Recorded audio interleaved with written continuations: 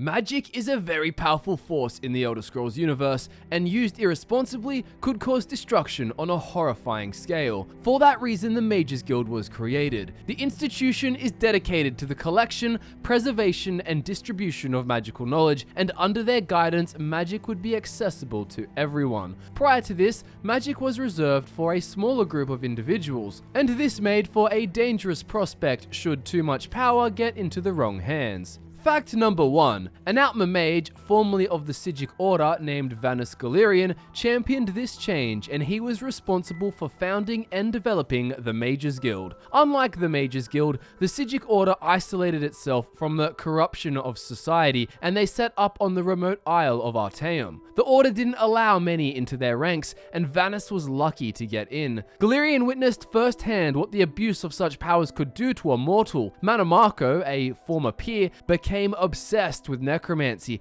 and he began to pose a very real threat to civilization in Tamriel. Knowing that the Order was set in their ways, Vanus left them behind, assembling magic users from across the Somerset Isles, regardless of their social class. Class and wealth meant little to Vanus, who instead believed that anyone responsible enough to use magic should have access to it. Fact number 2. Beginning in the city of Firsthold, the guild began to grow in influence and power. Branches sprung up all over the Somerset Isles, and now that magic wasn't being reserved exclusively for the aristocracy and the upper-class intellectuals. As a result, the Mages Guild soon overshadowed and dwarfed the small isolationist Psijic Order. With magic in the hands of more people, the danger of one malevolent mage was far less catastrophic. Galerion formed the knightly order known as the Order of the Lamp to protect the interests of the guild, and despite the overwhelmingly positive ideology of the Mages Guild, one that revolves around the usage of magic for research, experimentation, and growth, many superstitious rulers on Tamriel's mainland rejected the guild.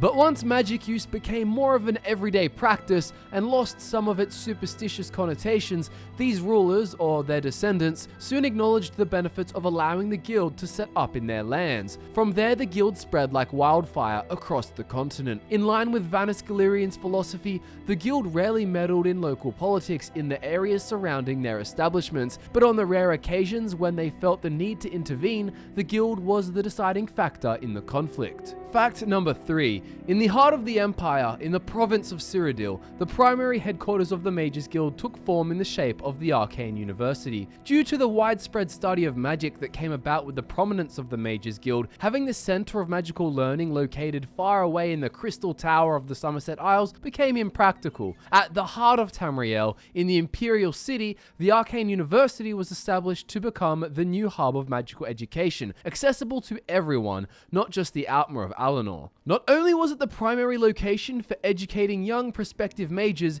it was also the front runner for magical research. The Arcane University was the home to a great deal of influential skilled mages, as well as a large amount of scholars and apprentices with great potential and a great platform. Magic-related decisions, as well as the governance of the Mages Guild, are the responsibility of the Council of Mages, led by the Archmage. One particular Archmage made quite a controversial decision in the Third Era in year 431, which would have a huge impact on magic use in Tamriel. Introducing fact number 4. This Archmage was Hannibal Traven, a Breton with a strong disdain for necromancy. His first notable policy was the tightening of admission to the university, in which it became a requirement for aspiring mages to receive a recommendation from all of the guild halls in Cyrodiil. But his first significant decision was the one regarding necromancy. Traven set in place an outright banning of the practice of necromancy. Despite the controversy it caused, it's important to note that the founder of the Mages Guild,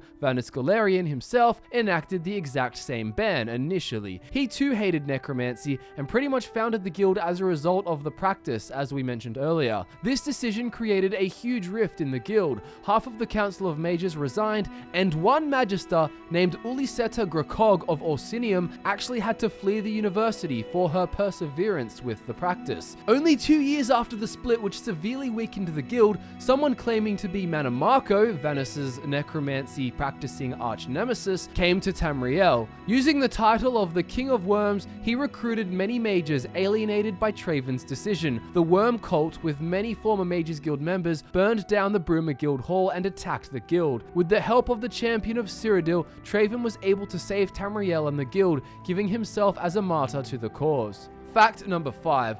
After the events of the Oblivion Crisis, in which the gates to the Deadlands began popping up all over Tamriel and Mehrunes Dagon reared his ugly head in the name of destruction and revolution, many people began to distrust the practice of magic, and understandably so. This strong anti-magic sentiment caused a huge drop in support for the Mages Guild, and it eventually dissolved. In its wake, two splinter organizations known as the Synod and the College of Whispers sprung up, but these were far less mainstream than the Guild and the Arcane University, keeping mostly to themselves and not really advertising their location or their members. Despite the dissolution of the Guild, the Arcane University survived and is still the center of magical study in the 4th era, year 201, but it is considerably less influential now than it had been in the past. Subscribe to FudgeMuppet if you're new to the channel, and give the video a like if you enjoyed learning all about the Mages Guild. Don't forget that you can find the links to our social media accounts and our Patreon in the description below, so go over there and check all that out. Thank you as always, guys, for watching. I really appreciate it. My name's Michael, and I look forward to nerding out with you all again very soon.